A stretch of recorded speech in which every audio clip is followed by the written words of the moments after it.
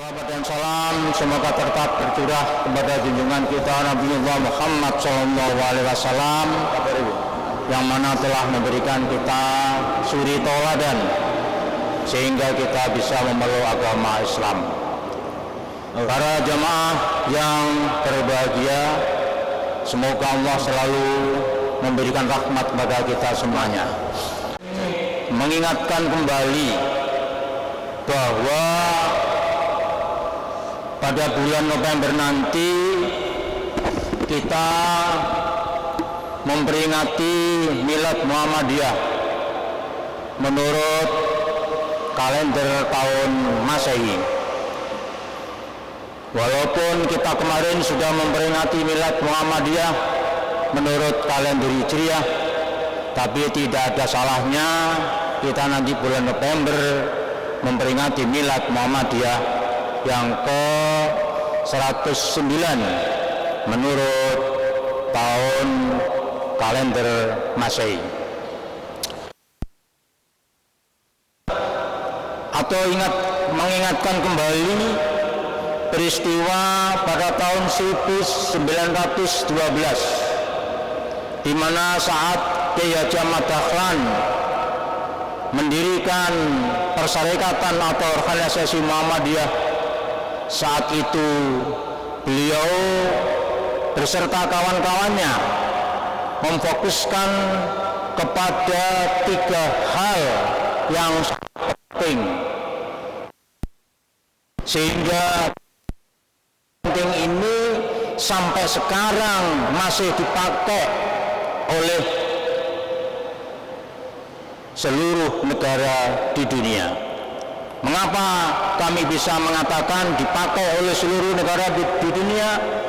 Karena terkait dengan yang namanya HDI, Human Development Index atau Indeks Pembangunan Manusia, yang sampai saat ini belum selesai, bahkan nanti sampai hari kiamat pun tidak selesai.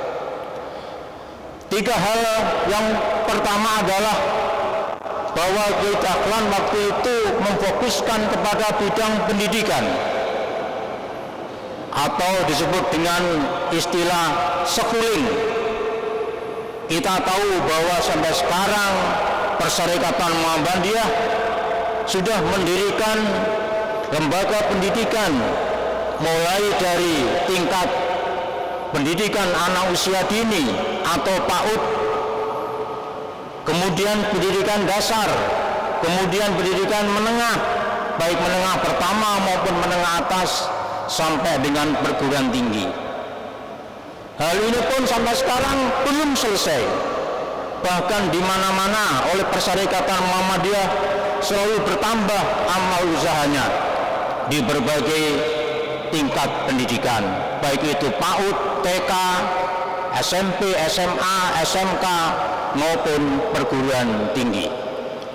Ini kalau kita orang Jawa mengatakan, memang orang Jawa itu punya filsafah atau falsafah 3W yang ada kaitannya dengan Indeks Pembangunan Manusia. Yang pertama tadi sudah saya sampaikan adalah schooling atau pendidikan.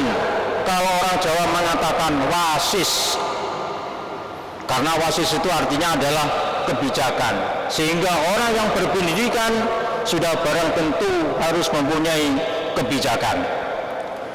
Yang kedua, Muhammadiyah memfokuskan kepada bidang pencarian kesehatan, sehingga Persyarikatan Muhammadiyah mendirikan beberapa amal usaha di bidang kesehatan, mulai dari klinik, balai pengobatan, bahkan rumah sakit, dan sampai sekarang aum kesehatan ini juga tidak pernah berhenti. Bahkan di Jawa Timur sendiri untuk Persyarikatan Muhammadiyah bidang kesehatan mempunyai 30 rumah sakit, baik itu tipe D, tipe C maupun tipe B. Belum juga klinik, kalau nggak salah klinik ini mempunyai sekitar 70. Sekarang berkembang lagi, ada apotek Muhammadiyah, ada balai pengobatan Muhammadiyah. Ini kalau orang Jawa mengatakan waras. Jadi W yang kedua ini waras. Kemudian W yang ketiga adalah wareg. Kalau kita orang Jawa ini, kalau perut kita sudah merasa lapar, ini saya kira sudah ayem, tentrem. Orang Jawa mengatakan sahabat, ya, kalau kita sudah punya beras 1 batok itu sudah bisa tidur nyenyak. Sudah punya beras liter, ya kan? Liter itu 1 liter, ini bisa kita ngeleter, artinya bisa berjalan kemana-mana. Itulah filsafat Jawa. Dan ini Muhammadiyah mendirikan amal usaha di bidang sosial atau AUMSOS, berupa panti asuhan, baik itu panti asuhan yatim, panti asuhan miskin, panti asuhan orang-orang yang tua, atau panti wireda. Ini semuanya adalah digarap atau dikerjakan oleh Muhammadiyah. Dan 3 bidang ini, ya, bidang kesehatan, bidang pendidikan, dan bidang sosial sampai sekarang belum selesai. Oleh karena itu, tadi sudah saya sampaikan bahwa Development Index ini dipakai oleh negara-negara di dunia. Jadi kalau kita menengok pemikiran Ahmad Dahlan waktu itu, ini dapat dikatakan saat itu mempunyai pemikiran, mempunyai visi, dan mempunyai misi yang begitu hebat. Di zaman sekarang buktinya masih dipakai oleh negara-negara di dunia. Karena apa? Karena Human Development Index ini mempunyai 3 faktor indikator, yaitu pendidikan, kemudian kesehatan, dan tingkat ekonomi atau sosial kemasyarakatan. Oleh karena itu, kita sebagai penerus dari para orang tua, khususnya penerus dari Kiai Haji Ahmad Dahlan, mari kita kembangkan Universitas Muhammadiyah Lamongan ini supaya bisa mencerdaskan kehidupan bangsa sesuai dengan bidang tugas kita masing-masing. Demikian barangkali yang bisa saya sampaikan pada kultum perdana saya ini.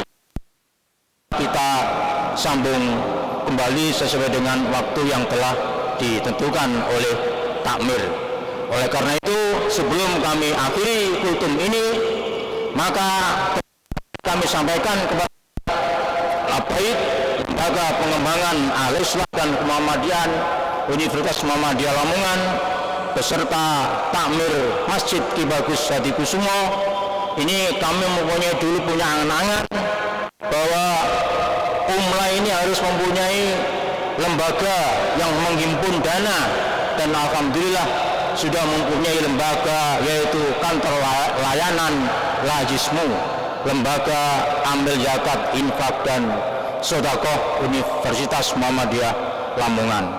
Kemudian punya Al-Bait lembaga, ya, kemungkinan mempunyai takmir, ini harus bisa bekerja sama. Ada satu hal bagi ketua takmir dan ketua Al-Bait, bahwa ini sudah pernah saya sampaikan pada anak-anak IMM, Pak Tatak, Pak Ustadz Budi, bahwa ini kami mempunyai angan-angan satu yang belum ada realisasinya, yaitu kuliah, ya, semacam apa kuliah atau ceramah gitu tentang Kristologi. Karena ini kita selaku umat muslim ini tidak ada salahnya kalau kita ini mempelajari Kristologi. Karena apa? Karena dari saudara-saudara kita yang beragama non muslim itu pun juga mempelajari yang namanya Islamologi. Jadi sekali lagi tidak ada salahnya kita mempelajari bidang Kristologi, yaitu tentang mempelajari tentang agama Kristen. Karena ini sedang marak-maraknya kembali kasus-kasus seperti ini kalau kita tidak mempunyai benteng yang kuat. Sudah barang tentu kita akan tergerus. Buktinya apa? Bahwa menurut sensus penduduk di Indonesia ini dulu berapa gitu pemeluk agama Islam ini hampir 97% dari penduduk di Indonesia, dan sekarang ini menurun tinggal 85 atau 87%. Ini menjadi perhatian khusus bagi kita sebagai penerus dari Kiai Haji Ahmad Dahlan. Dan 3 bidang tersebut waktu Kiai Haji Ahmad Dahlan mendirikan beliau memang meniru Belanda. Belanda pendidikannya maju, amal kesehatannya maju, amal sosialnya juga maju. Maka waktu itu Kiai Haji Ahmad dituduh kiai yang sesat, tapi beliau tetap berjalan, dan sampai sekarang pun ini kita bisa mencapai nanti kesejahteraan masyarakat, khususnya bangsa Indonesia. Demikian barangkali yang bisa saya sampaikan. Mohon maaf atas perhatiannya, dan saya akhiri. Assalamualaikum warahmatullahi wabarakatuh.